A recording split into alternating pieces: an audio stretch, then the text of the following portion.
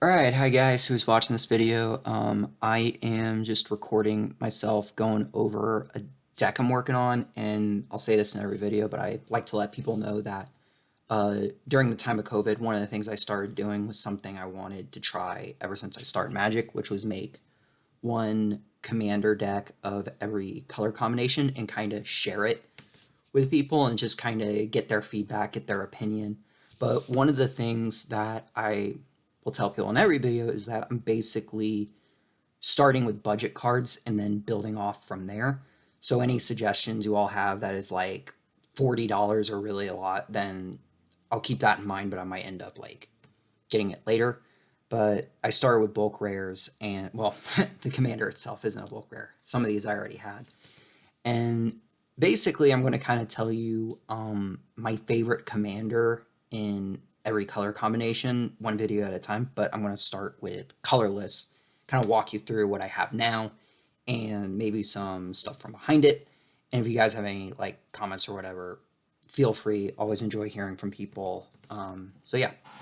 So my favorite commander in colorless is Ulamog, the Seedless Hunger. I hear a lot of debate about it because there are some people who like the Kozilek from Oath the Gatewatch that lets you draw and counter stuff. Some people just prefer the old fashioned, obviously, except the older Emrakul because it's banned. But I like this guy because I like deck construction and the idea. Sorry, not construction. I like that too, but destruction. Um, Mill. But I also really like the idea of how people get rid of it just for me to cast it again and exile two more threats and things like that. And again, you'll see some not so great cards just fill in gaps for when I do get the good cards for each deck. Lantern, I always like because of mana ramp, and you could always just, during other people's turn or end step, if you have nothing better to do, scry. Uh, Obviously, I like Crystal Vein, and just so you guys know, I'm bad at pronouncing names because you can literally sacrifice it to get a lot more mana and things like that. Bonder's Enclave is one of those cards that I think isn't like great or amazing, but it's still really good, especially in Commander. I share this in my friend group because this is definitely an undervalued card. Like, for example, this is the one that you pay 3 and tap it to draw a card. It only works if you have a creature power 4 or greater. But I still think in Commander it's pretty good. It's worth like $1 now, but I wouldn't be surprised if it goes up a little bit more because it's pretty useful in Commander. Grand Dynamo is a classic, 4 mana, tap for 3. Endbringer, I like it in Commander because it has the ability to untap during each player's untaps. And again, I know some of you know this, but for those who don't know, I like it because you can literally just do stuff during an opponent's turn, just have it untap. So it's not worth a lot, but it's one of my favorite. Unstable Obelisk, just good mana ramp. Condolence of Ruin I really like, mainly because it makes the first creature spell cost 2 less, which in this deck is really good. Breaker of Armies, this is a card I got a lot of copies of since it's like just a quarter, and I like the idea that they have to block this guy, and really comes in handy. Temple of False Gods. Eldrazi Mimic scares my friend group all the time because I could just like play some big boys and then uh, hit him with it, so it's kind of fun. I don't even know how to pronounce this. Thought Not Seer. I really like this in a multiplayer game because it says when it enters battlefield, target opponent reveals their hand. I choose a non-land to exile it, and when this leaves the battlefield, target opponent draws a card. And I like that in Commander because you could always take away from the person who's like way ahead or clearly scheming up to something, and then just give the card to the least threatening opponent at the table. So I really like it. Black Blade, this is the promo version. I like it mainly because the idea that you only have to pay 3 for a legendary creature. I like it in Commander because you could always make your commander bigger, and then it gets +1/+1 for each land you control. So yeah, I just think it's one of those really good commander cards for a deck that has a use with all that power. I had this because I needed room for ramp. I definitely need more uh, better ramp, but I made a joke about and sent it to my friends where it's like, oh, it's like Soul Ring and Thran Dynamo came together, but not in a good way because this costs 4 and it taps equals Soul Ring. And anyway, Command Beacon, classic card. I don't have a lot of copies of it, so it's one of those cards that if I get enough for all my decks, I totally am. I do have the reprint of Kozilek, Butcher of Truth. That's always a fun one. Azur's Gateway, I mean, I have mixed views about this card. It's like really good, but it takes time. I mean, if you have a crazy control deck that lets you tap it on tap, it's really good, but like it does take time. For those of you who don't know, it's pay one, draw a card, then exile a card. And if you exile 5 cards with different mana costs under it, it flips into a land that says you gain 5, and then you tap equal to X, where X is your life total and of one color of any mana. So it's good when you get there, but like it takes time. Forge of Heroes, good commander land.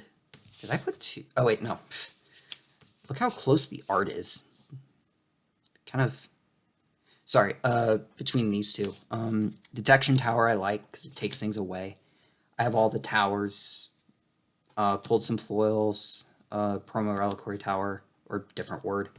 Geo Golem I think is a undervalued card too, because if you have a commander that's big enough, like Ulamog, or harder to get out, you can always put this in your deck, because it's a 5/3 trample that says when this deals combat damage to a player, you can cast your commander from your command zone without paying your mana cost. However, you still have to pay the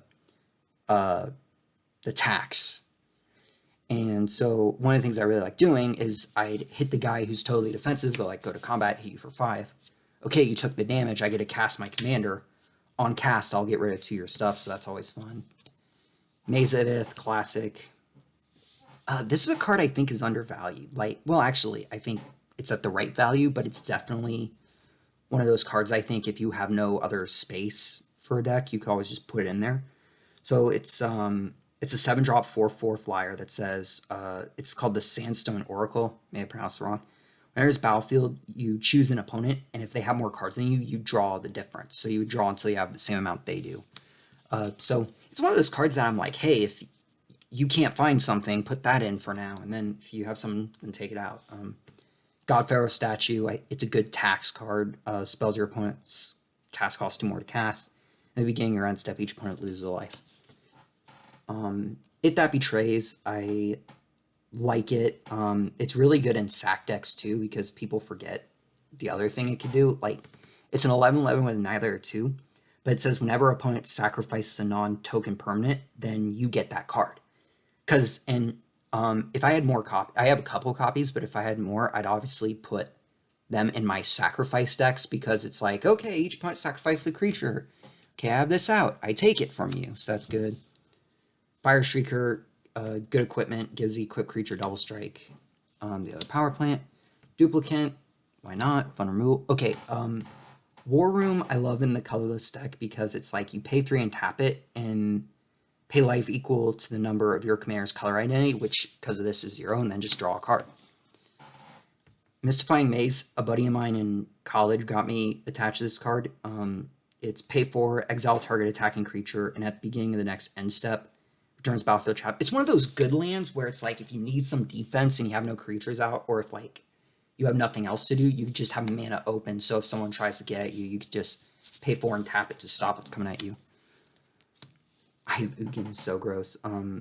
Colorless Eldrazi's cost 2 less to cast, and you can pay 7 and search your library for a colorless creature card, reveal it, and put it in your hand. Swiftfoot Boots, classic commander card. Foil Expedition map. Not of this world. It helped me a lot of times in this deck. You basically get a counter target spell or ability that targets a permanent I control, but it costs 7 less, and its mana costs 7. If they target a creature I control with a power of 7 or greater. So it's like if they target my commander or something, I could always, if I have this in my hand, just say, oh, I counter it. It's not amazing, but it's pretty dang good. Or I should say, like, undervalued. Ugin the Spirit Dragon, all of you probably know this. It has gone down, but it's still really good in this deck. Especially the X, which exile each permanent with a converted mana costs X or less that has 1 or more colors.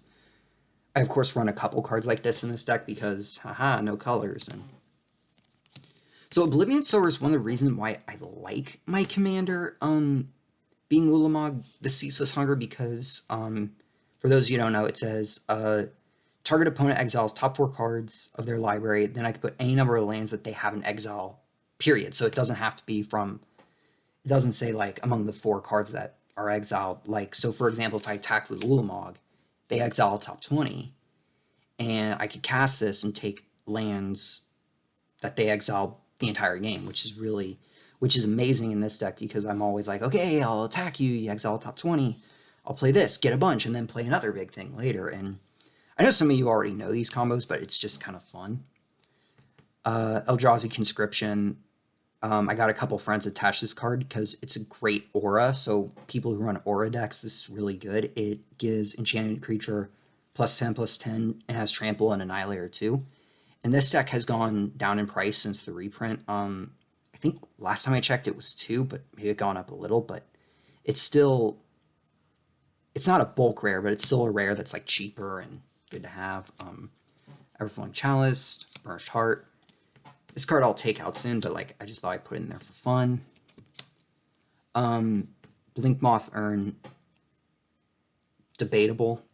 It says at the beginning of each player's pre-combat man phase, and this is untapped, that player adds a colorless mana for each artifact they control, which obviously, since this is a colorless deck, it has a good number of. So yeah, it's also okay, and like, you know, it kind of helps my opponents is the downside, but I still kind of like it. Blinkmoth, Assault Monolith. Staff of Domination, for those of you who don't know, it went down since the reprint. It was, last time I checked, I could be wrong when you watch this, but it went to like $5 because of the reprint. And it's so good in this deck. You could pay 1 to untap it, pay 2 and tap it to gain a life, pay 3 and tap it to untap target creature, pay 4 and tap it to tap target creature, or pay 5 and tap it to draw a card. But it's still like really good, and it's one of those cards that I'd say, hey, get it while it's cheap, you know. Dreamstone Hedron, that's a good ramp. Aetherflux Reservoir, it's used in so many combo decks. This isn't, well, not so many, but a good number, or maybe I don't know. It says, whenever you cast a spell, you gain 1 life for each spell you cast this turn. You can pay 50 life, deal 50 damage to target creature or player. Emrakul, the Promised End, you all probably remember this.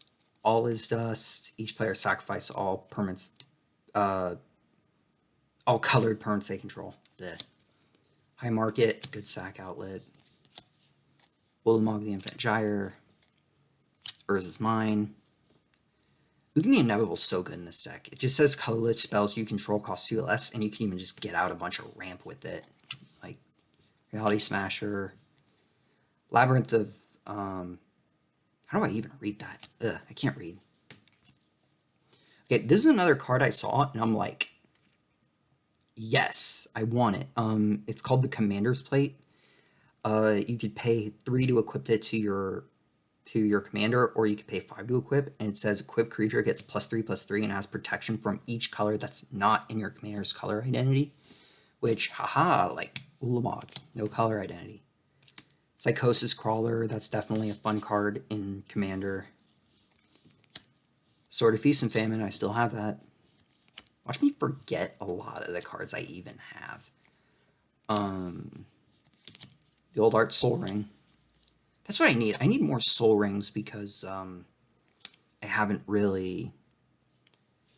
What's the word? I have a lot more decks than I do Soul Rings right now. Voidwinter, really rude. You can't even, as everyone says. Ensnaring Bridge? I mean, I might take that out soon, but I had nowhere else to put it. It's one of those cards where I'm deck building, and then I'm like, oh, wait. I just wanted to put it somewhere. I don't remember why. But I'll do it later. Ugin's Nexus. I actually like this card because it stops extra turns, and this deck... I can't think of a colorless that gives you an extra turn. I know Emrakul could let you steal someone's turn in a way, but... So I thought this was a good card that's like, hey, you can't have extra turns. Mystic Forge, great in a colorless deck, because I could cast the top card of my library if it's an artifact. Foil Lightning Greaves is always fun. Ashnod's Altar. Eldrazi's Temple is great in this. What else? Yeah, the codes like I was telling you guys about. And the card. Yeah, so that's overall where it is now. If you guys have suggestions or certain cards that you think is undervalued, then let me know. But the good news is I'm glad I thought about it. I ordered some other cards that might go better in this deck. I might make the changes now. I got Bane of Balagid. I may have had that in there, just didn't realize it. But I had Hand of Emrakul. And the Spawn Sire of Ulamog. Some of these I might have in here, but just forgot. Like, these are cards I recently got for the deck. And I'm going to make changes. They're really crappy cards. I might as well record this, because you guys can tell me in the comments if I made a huge, like, what are you doing? Don't take that out. And make creatures power. Yeah, I'm definitely taking Snaring Bridge out. I don't even know why I put that in there in the first place. Must have just been thinking, why not? And I answered my question. This is a maybe only because I have other decks where some of the things I take out isn't because I don't want to. It's sometimes because... bleh, what am I saying? It's sometimes mainly because I have other decks where it'll go better in. Duplicate I don't really need. Fire Shrieker's good, but like... hey, I was just saying that I could always move this somewhere else. What else? This is a maybe. I just have another deck that will go better in. So let's see, I have 6, 1, 2, 3, 4, 5, 6. Oh, that's perfect. Yeah, I might do that for now, just because I have other decks where these cards will go better in. And I think these kind of fit more the Ulamog theme, you know? Just have some big stuff, get the big boys out, and watch me realize I had one of those in there for some reason, and then just be like, what am I doing? Yeah, I'm complicated. I am so complicated. And yeah, so if you guys have any suggestions, let me know.